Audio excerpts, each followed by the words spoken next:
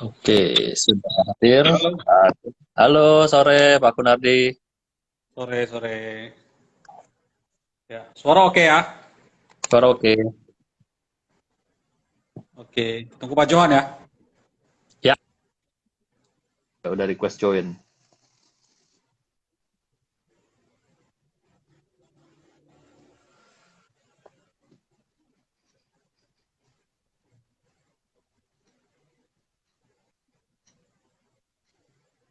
Mana nih? Dia tadi sudah unable to join dia tadi.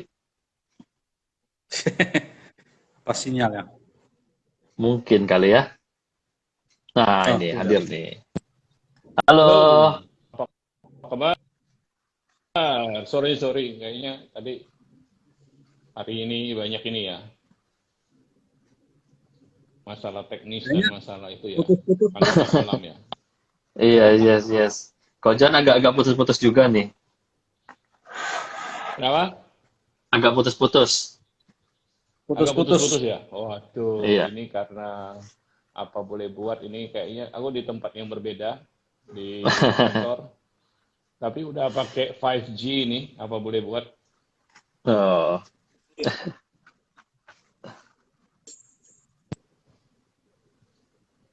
Padahal udah mungkin dekat bagi, sama bagi ini. iya, mungkin bagi-bagi sama komputer, laptop. Iya, apa boleh buat? Gak apa-apa lah ya. Gak apa-apa. Yang penting kita Oke, lanjut, materinya bermanfaat malam hari ini. Kita masih lanjut, ngobrolin lanjut. soal robot trading ya. Kita masih ngobrolin soal robot trading. Topiknya untuk sore hari ini, haramkah robot trading itu?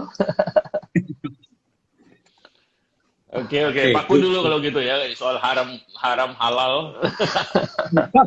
Wah, jangan. Saya nggak berani justru Nah, karena kalau bicara soal haram dan halal kan pertama, kalau yang pertama soal haram dan halal, yang nomor satu, saya percaya bahwa robot trading tidak mengandung babi.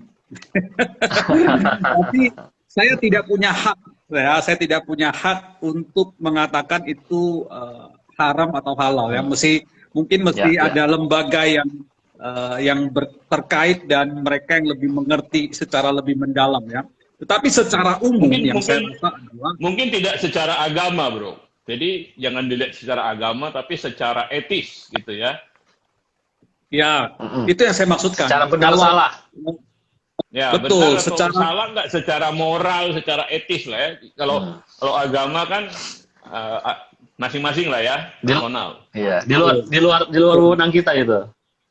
Betul. Jangan Ya, bahas agama. ya, dan apalagi agama di kita agak sensitif ya, dan kita nggak punya quote and quote legitimasi atau hak untuk bisa menjudge itu apakah haram atau halal ya. Tetapi kalau dilihat dari sisi moral, nah ini yang mungkin lebih bisa kita explore lebih lanjut. Kalau saya rasa sih, kalau dari sisi moral, secara bisnis menurut saya tidak, ya menurut saya tidak. Kenapa? Tidak dalam arti kata bahwa ini tidak, kan seharusnya bisnis itu memberi keuntungan, memberi manfaat dan sebagainya ya. Memang secara sekilas bahwa kelihatan ini memberi manfaat, tetapi cuma kepada sekelompok kecil orang yaitu mereka yang ada di atas. Ini kita bicara soal robot trading yang dengan skema Ponzi ya. Karena Hmm. mereka yang berada di bawah itu kan akan mengalami kerugian, ya, mengalami kerugian, ya mereka apalagi ini saya 1 2 hari ini saya coba explore beberapa apa lihat di YouTube dan sebagainya, banyak sekali tulisan dari mereka yang nggak bisa withdraw, dijanjiin macam-macam, harus dialihkan dan sebagainya. Dan ini kan sebenarnya secara ini nggak etis ya, karena kan sebenarnya ini kan duitnya mereka ya. Kenapa mereka nggak punya hak untuk ambil kembali dan sebagainya ya. Kemudian sebenarnya juga itu yang pertama. Yang kedua, dari robot trading itu kan memang mereka titip uang ya ke robot trading atau apapun, tetapi mereka nggak punya hak atau tidak dikasih tahu untuk apakah mereka menyetujui membeli sebuah apa katakan Aset. transaksi ya, mereka tidak, ya ketika transaksi terjadi mereka tidak punya hak atau nggak ngomong, nggak ada permissionnya padahal itu kan uang mereka ya. Jadi robot menjalankan sesukanya mereka, cuma kasih laporan, oh untung ya, oh rugi dan sebagainya. Nah ini kan menjadi sesuatu yang karena gini, kalau saya lihat secara ini, kalau kita trading saham, kita berkuasa penuh atas uang kita, apa, dan setiap keputusan kita punya hak dan kita ya resiko juga kita tanggung ya. Memang selama ini yang terlihat dan sebagainya bahwa robot itu menghasilkan, menguntungkan dan sebagainya sehingga secara tradingnya orang tidak komplain ya. Tetapi seandainya kan rugi dan kalau ruginya cukup banyak besar, ya pasti banyak orang komplain karena dia merasa bahwa oh saya nggak minta kok, saya nggak memperbolehkan dia transaksi ini itu segala macam. Jadi sangat berserah kepada robot dan terserah robotnya mau ngapain aja dan sebagainya. Menurut saya menjadi sesuatu yang agak-agak gimana gitu ya. Ya lanjut Bro Johan mungkin. Jadi kita bilang apakah skema Ponzi ini yang berkedok robot trading, ya, skema Ponzi tapi dibungkus dengan robot trading, forex, ya, itu etis enggak sih gitu ya, secara etika, secara moral gimana gitu. Ya kalau itu Ponzi sudah pasti, menurut saya sudah pasti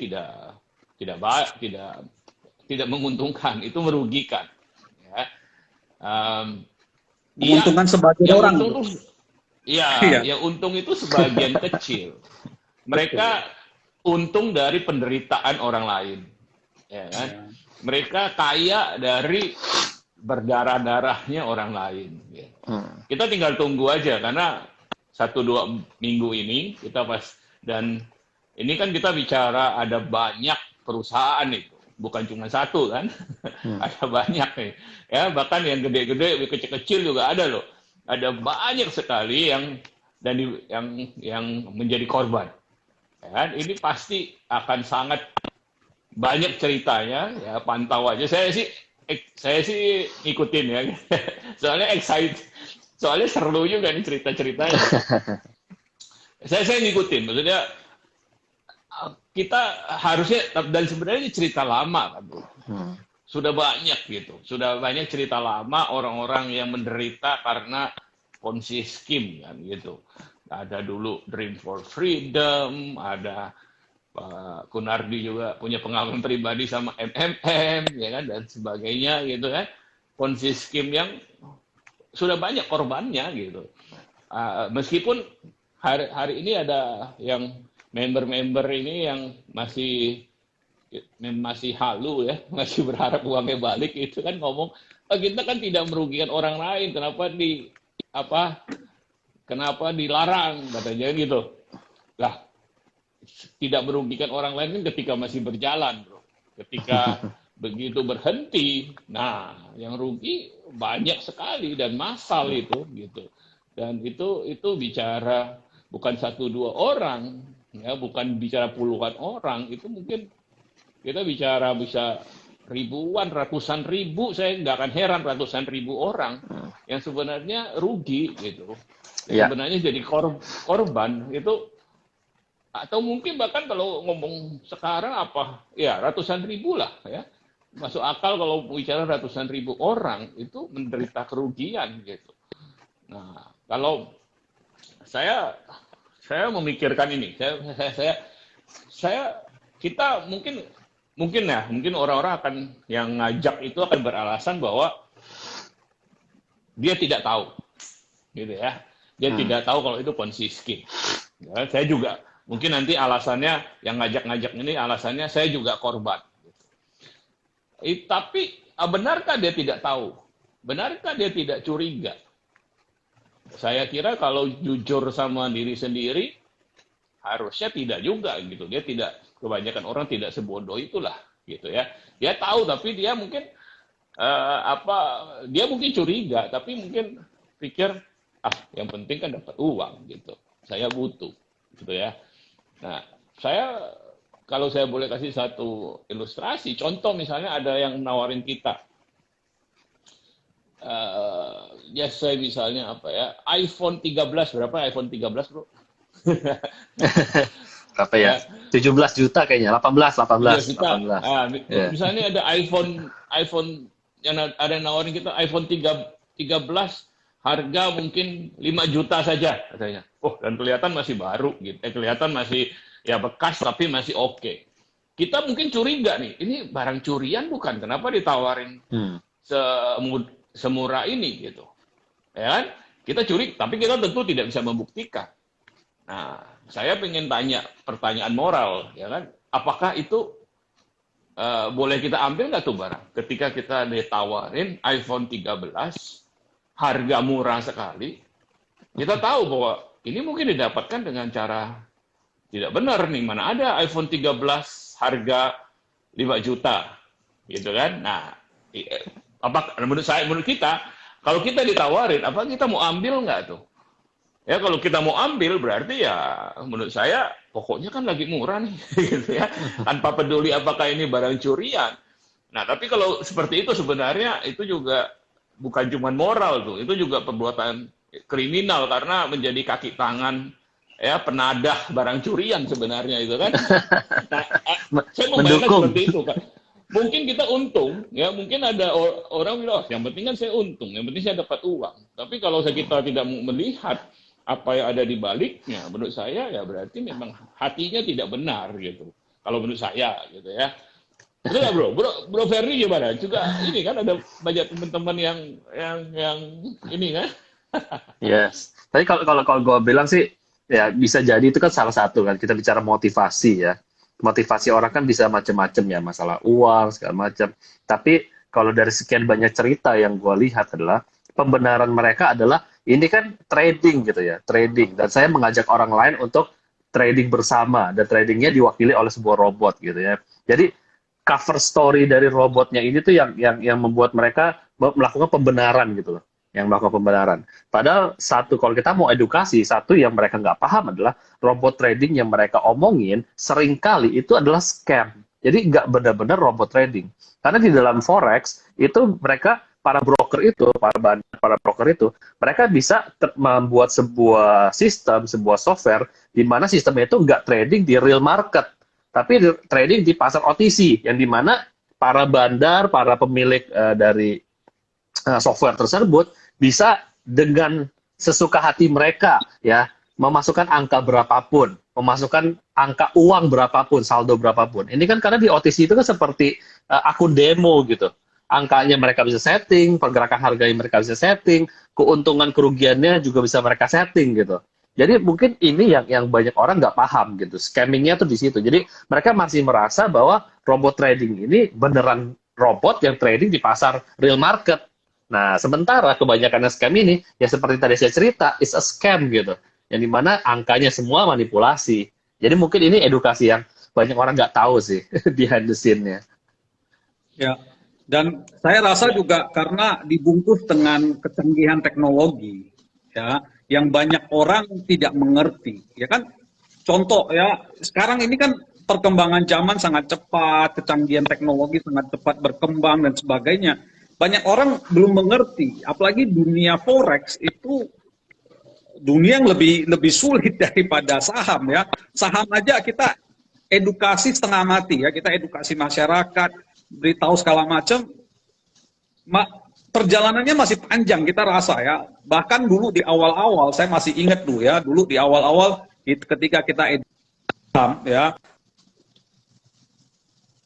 satu lot itu kan satu lot berapa liter ya.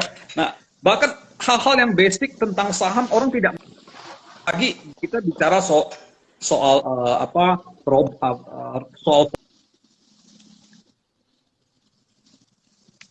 dikatakan dengan Akun robot putus-putus yang ya? punya artificial intelligence, yang bisa belajar, yang bisa ini dan sebagainya. Putus-putus sih, di aku juga.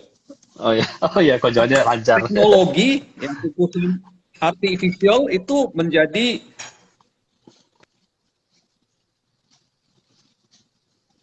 mereka yang memang tidak mengerti, Ya, berhenti bro. ya, apalagi didukung oleh kondisi Sorry, keadaan Pak. yang bisnis. Pak. Halo, Pak Kun putus-putus. Sorry.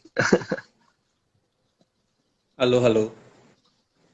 Pak D bilang putus-putus. Yes, Ya, Halo, belum halo. benar. putus-putus. Halo, Ya, welcome back. putus-putus. Masih loading. Sutup Pak Kun. Oh, tutup. Dibalik putus-putus. Oh, maksud Oke, udah. tutup. Ya, ya, apalagi dibungkus dengan kondisi keadaan pandemi yang dimana banyak orang kehilangan pekerjaan, bisnis tidak bisa berjalan, ya, sementara kebutuhan jalan terus dan sebagainya sehingga ya ini konflik, ya, membuat ini kondisi yang ideal membuat money game, ya, skema ponzi dan sebagainya itu tumbuh subur.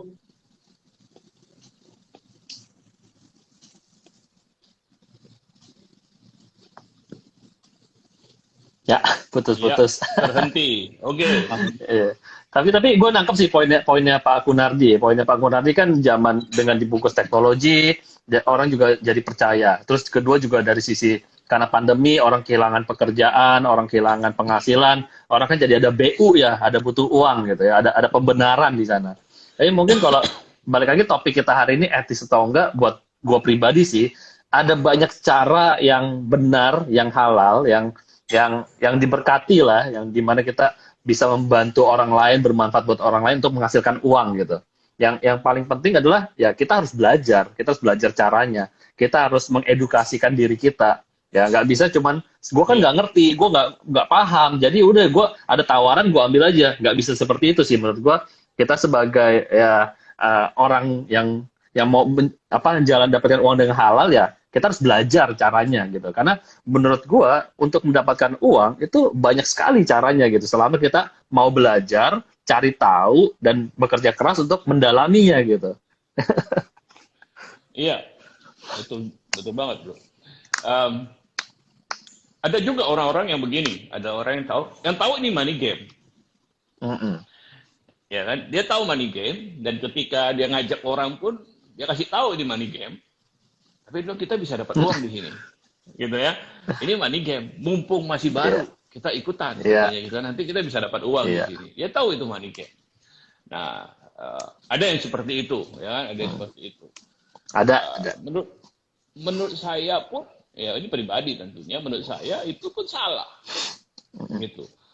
Karena dengan kita ikut, apalagi mengajak orang lain ikut, meskipun kita kasih tahu ini money game, kita menyuburkan skema ini. Kita membantu skema ini mendapatkan mangsanya.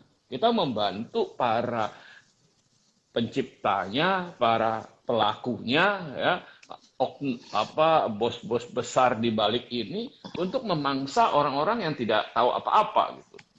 Ini kita bicara soal ada di bawah orang-orang yang akhirnya rugi di dalam money game adalah orang-orang yang mungkin sangat membutuhkan sedikit yang mereka punya. Mereka jual tanah, mereka jual rumah, ya, dan saya nggak akan heran kalau beberapa, ya semoga tidak ya, tapi ya, kasus yang lalu-lalu ada yang bunuh diri, gitu ya, karena merasa putus asa hidupnya karena itu.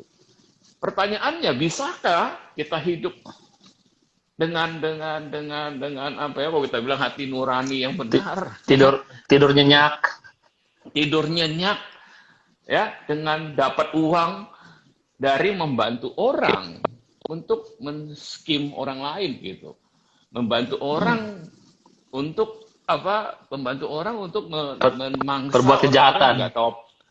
Iya, berbuat kejahatan, orang yang tidak tahu apa-apa. Memang mungkin ya di Indonesia ya penegakan hukum mungkin tidak sampai kena ke bos besarnya, tidak sampai kena ke pelaku utamanya dan sebagainya gitu ya. Kalau hanya sedikit oknum yang ditangkap, itu kalau ditangkap gitu ya, mungkin juga hukumannya ringan. Pertanyaannya tapi adalah, bisa nggak kita tidur nyenyak ya dengan hati nurani yang tenang ya ketika kita dapat uang, ya orang lain kita aja mungkin dapat uang, tapi berapa banyak kita bantu?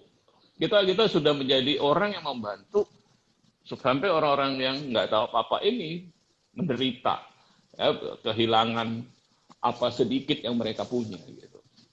Ya, kita lebih pintar, orang-orang itu kan pintar nih, tahu ini money game gitu kan. Ya, bilang, saya ngajak orang ya kan, orang saya juga kasih tahu orang ini money game. Tapi dengan kita ikut dan kita juga suruh ajak orang lain ikut, kita sudah mensukseskan, ya kan? Ya. Nah, pertanyaannya saya nggak rasa itu tindakan yang benar, gitu loh. Saya nggak rasa kita bisa membantu orang hari ini. Anda misalnya kita ada pecinta binatang, ya, pecinta binatang. Lalu orang istri saya pecinta hewan ya, pecinta doggy sebenarnya, dog lover ya. Tapi dia pecinta hewan secara keseluruhan juga gitu. Nah, kalau terlihat ada kayak dia bilang kita nggak mau makan sop sirip hiu karena itu cruelty terhadap animals. Ya, itu kekejaman terhadap binatang kata istri saya karena dia pecinta binatang gitu. Nah, saya ya terhadap kalau kita punya padahal kita makan nggak makan sebenarnya nggak ya. Tapi dengan kita makan kita mensukseskan kan orang nangkap hiu diambil siripnya gitu kan.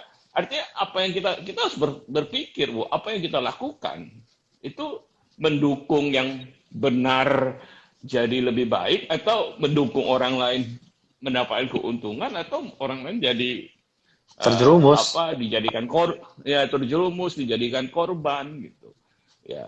Jadi itu bukan alasan menurut saya. Kalau saya bilang saya kan tahu, saya ngajak orang pun saya kasih tahu gitu ya. Anda sudah ikut berpartisipasi membuat orang lain terjerumus menurut saya sih. Karena nanti orang yang diajak ini ngajak orang lain lagi, nggak bilang seperti itu, nggak tahu. Bahkan orang yang diajak yang paling terakhir, benar-benar nggak tahu, benar-benar ngeblank gitu kan. Bisa jadi gitu lebih parah. Betul.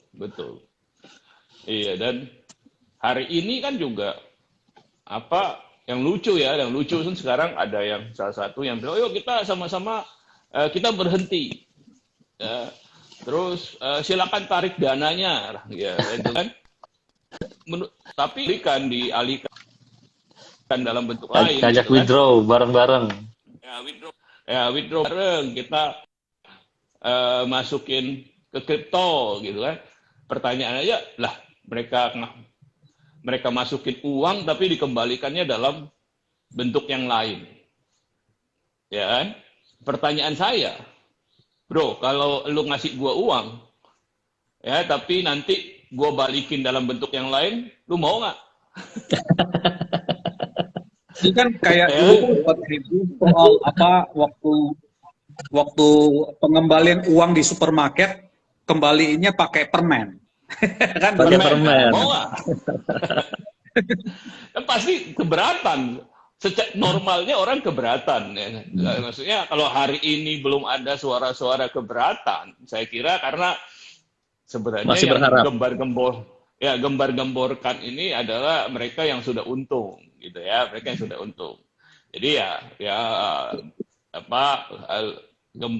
dengan adanya at least ini menenangkan sehingga mereka nggak dikejar-kejar orang gitu ya, bayangannya seperti itu mungkin ya. Tapi it's not fair ya. Kalau saya ribut, maksudnya lah aku ngasih uang lu kembalikan dalam bentuk yang lain gitu ya, udah itu setengah mati lagi, mesti nunggu lagi gitu ya. Belum tentu dapat lagi. Nah, betul. Itu kan dan itu dipertanyakan kok, bro. Maksudnya trading dimanapun, bahkan trading di luar negeri pun ya, kalau kita deposit ya dalam dolar ya kita tarik dalam dolar kok gitu. Kenapa? Jadi kenapa nggak bisa gitu? Itu pasti ya something. Ya, itu permainan strategi yang kita masih harus lihat. Saya sih mengikuti seperti apa karena sejarah sih sebenarnya, bro. Karena dari zaman dulu nggak ada money game yang sampai kayak begini sih. Ini babak baru sebenarnya money game di Indonesia. Semakin rame, semakin besar. Money game 2.0. Nah, iya. Ya, kayak ini kemarin kan ada salah satu yang cukup terkenal ya, yang populer juga binary option ya, binary option ya. Ya. Binary option itu kan adalah sebuah konsep. Gua nggak nyebut brand, ada brandnya yang terkait dengan binary option gitu ya. Dan lu juga lagi case di Indonesia juga. Jadi ini menarik gitu ya.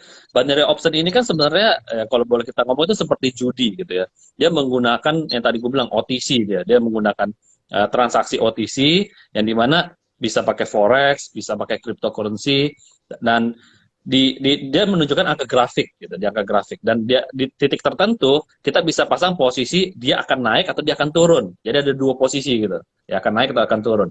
Ya. Dan kalau kita pasang dia posisi dia akan naik, dalam waktu 5 menit kemudian dia beneran naik, kita dapat duit 80% dari posisinya kita yang kita setorkan. Tapi kalau kita salah, duit kita hilang, angus. Nah, ini kan konsep seperti judi gitu kan. Sebenarnya judi gitu kan. Dan 5 menit ke depan harganya akan naik atau harganya akan turun gitu. Nah, tapi yang pinternya dari Create Story ini adalah dibuat seolah-olah kita trading. Ya, sebuah teori kita trading di fitur forex atau cryptocurrency, ya di mana nanti kalau dia naik kita untung, kalau dia turun, ya kita juga bisa untung dengan pasang posisi short. Kalau naik pasang posisi long, turun pasang posisi short. Kalau kita salah tebak, ya kita rugi gitu ya. Sebenarnya ini konsep judi gitu, bukan trading. Ya, di mana kalau dibungkus ponzi, tebakannya apapun tetap untung. apapun tetap untung. Kalau member get member Ya. lagi kan, ngajak orang Ya, lagi. member get member, ya dibungkus ponzi ya. Mau nebak salah, mau nebak benar, tetap untung. Gitu. Jadi dapat uang gitu ya. Tetap dapat uang.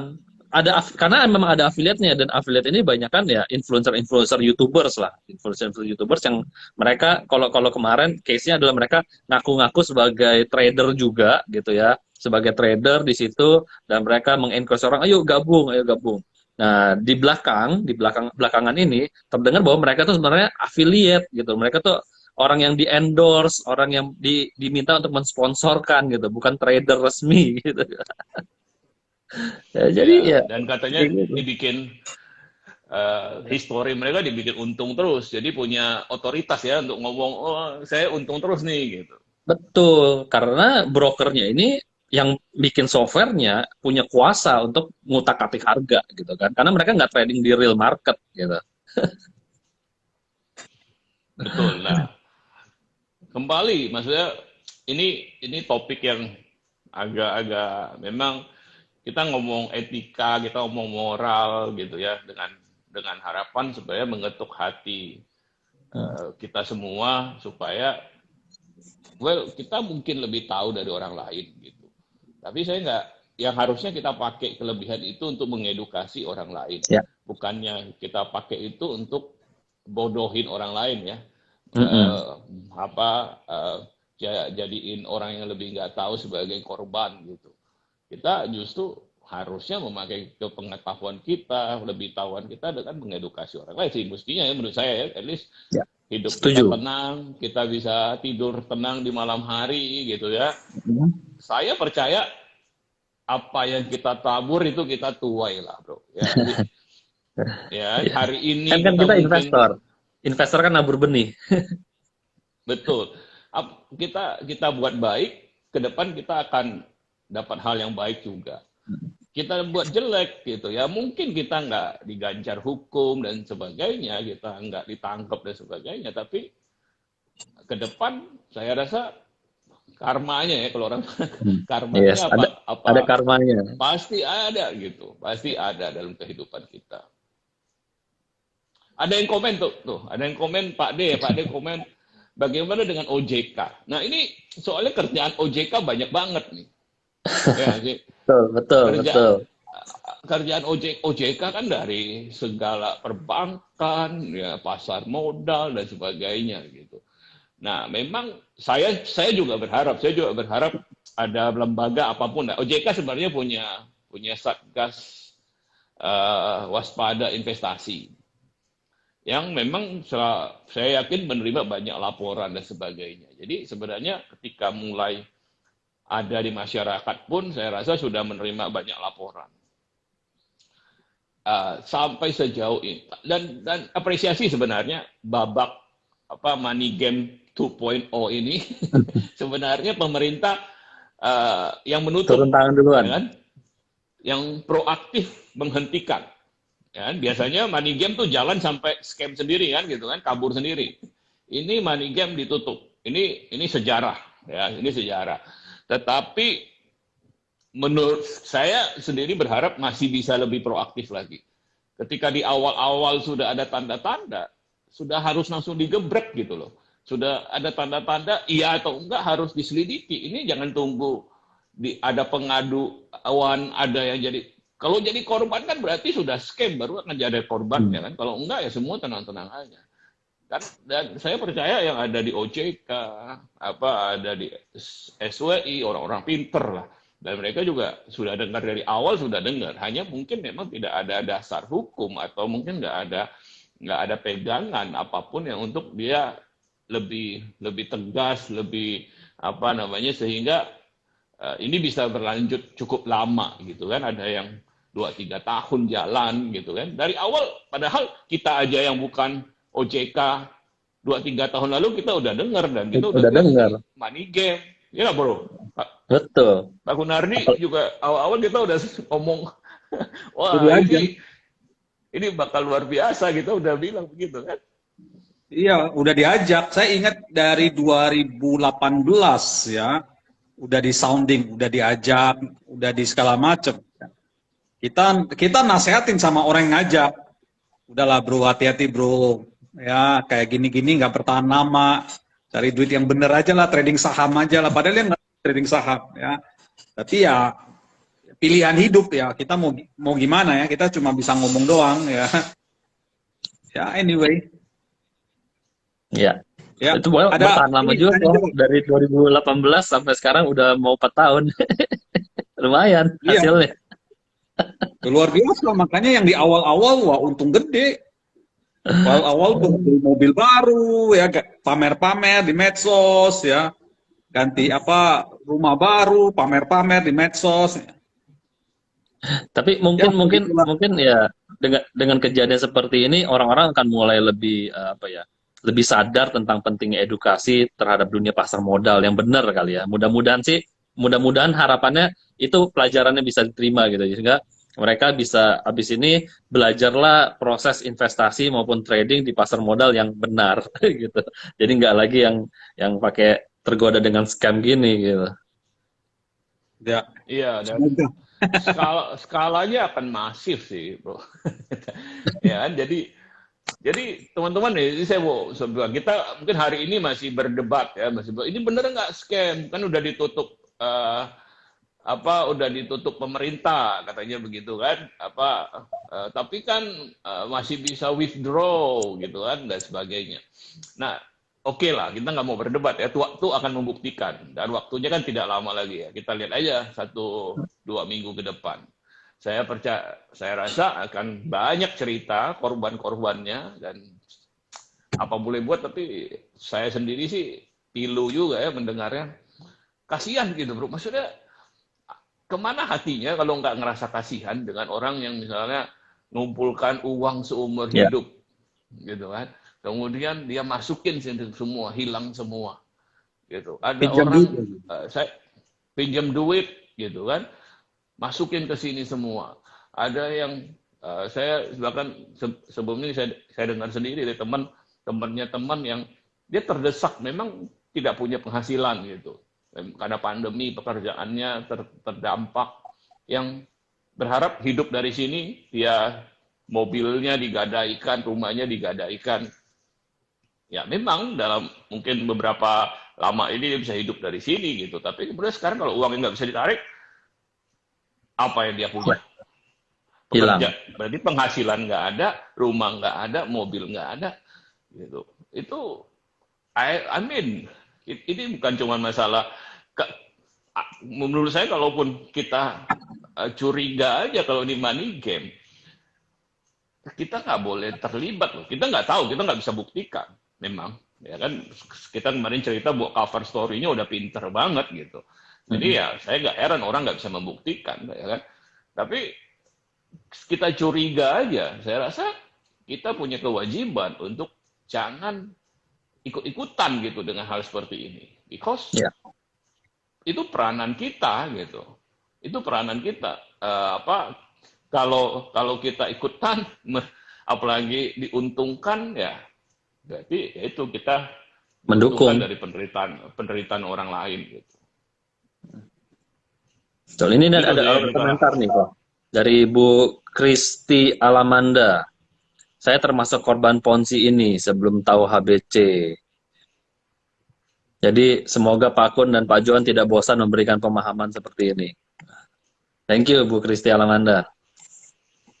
Ya, Kalau kita ngomong gini bukan kita ini ya, kita tahu bukan kita menertawakan atau ngata-ngatain teman-teman yang jadi korban, karena kita juga ikut sedih sebenarnya. Kita sangat prihatin dan sangat bisa berempati gitu. Kita sangat bisa membayangkan itu. Makanya kita ngomong begini karena kita mau ngomong sama orang-orang yang tahu dan nggak peduli gitu. Yang tahu dan nggak peduli, yang nggak peduli bahwa dia untung dari kesusahan orang gitu. Iya.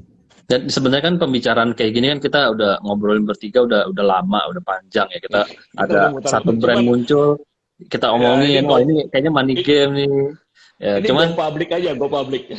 akhirnya kita go public karena kita melihat banyak teman-teman kita lah yang tadinya temennya punya teman, ini jadi temen loh, bukan temannya punya teman yang terkena dalam scam-scam seperti ini, yang kita juga sangat sedih gitu ya, seandainya mereka ngomong dulu ke kita dan kita bisa kasih ujangan sebelum terjerumus, kan itu tuh pemikirannya kita, sehingga akhirnya kita go public gitu, kita supaya pengen nggak banyak orang yang benar-benar murni nggak ngerti, yang murni nggak tahu terjerumus gitu ya, supaya nggak terjerumus. Dan juga buat orang-orang yang memang sudah tahu dan ngajak orang lain dan memberi, yang itulah yang bilang ini money game juga, nggak apa-apa, ini gue kasih tahu lu money game ya supaya mungkin kalau Anda nggak support gerakan seperti ini, nggak akan banyak orang yang nggak paham, yang nggak kena gitu.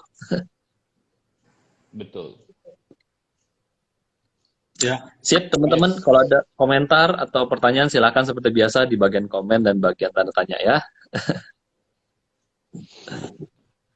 Iya, ini sih memang di akhir babak ini ya, babak apa 2.0. Ya babak money game ini sekarang kan gak ada di pemerintah, tapi kenapa kita ngomong begini, karena ya sebenarnya supaya kita ingetin nih sebenarnya teman-teman ya, karena sebenarnya kita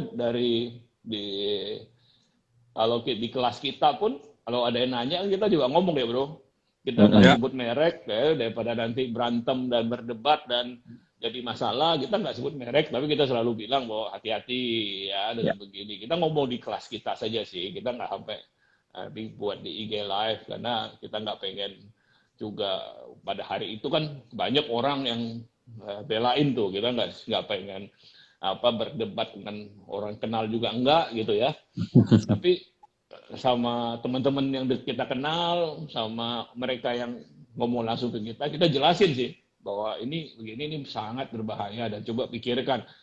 Mungkin ada untung ya, tapi kalau Anda untung dari penderitaan orang lain, apakah layak untuk dilakukan gitu loh. Ya, sepakat. Dari Pak D 2021. Berarti kalau ada ajakan bisnis yang mengajak orang lain harus patut diwaspadai ya Pak.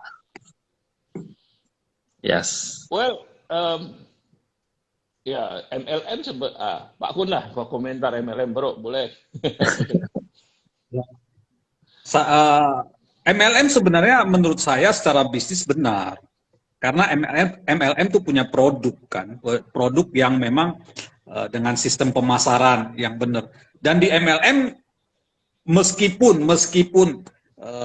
iming-imingnya sangat mudah, sangat gampang, tinggal ajak orang dan segala macam, kenyataannya tidak semudah itu. Di MLM itu para leader yang memang sukses itu kerjanya luar biasa. Jangan lihat seperti itu, jangan lihat cuma mereka tampil ke depan, sukses, mobil baru, jalan-jalan ke luar negeri. Tapi perjuangan mereka di awal, ini saya bicara MLM yang benar ya. Yang kita sebut lah misalnya Amway, CNI yang kita tahu, dan saya dulu pernah kerja di salah satu perusahaan multi level juga, karena saya pengen tahu isi dalamnya seperti apa. Tapi mereka yang benar-benar sukses itu kerja keras. Mereka presentasi, ketemu orang, edukasi, motivasi, leadershipnya dibangun dan sebagainya, itu kerja keras. Itu mereka, saya tahu beberapa leader itu mereka, wah, malam-malam sampai jam 12 pulang, pagi-pagi udah bangun, follow up, kasih tahu dan segala macam. Itu MLM yang benar, yang produknya memang benar ya. Karena saya pernah kerja di perusahaan multi level, saya tahu hitung-hitungannya, pembagiannya berapa ke perusahaan, produk itu berapa ke perusahaan, berapa ke leader dan segala macam. Dan menurut saya pembagiannya fair. Kenapa leader bisa dapat keuntungan yang besar dan sebagainya? Karena kerja keras ya. Mereka sebenarnya marketing, karena sebenarnya MLM itu kan mereka tidak mau menggunakan cara konvensional.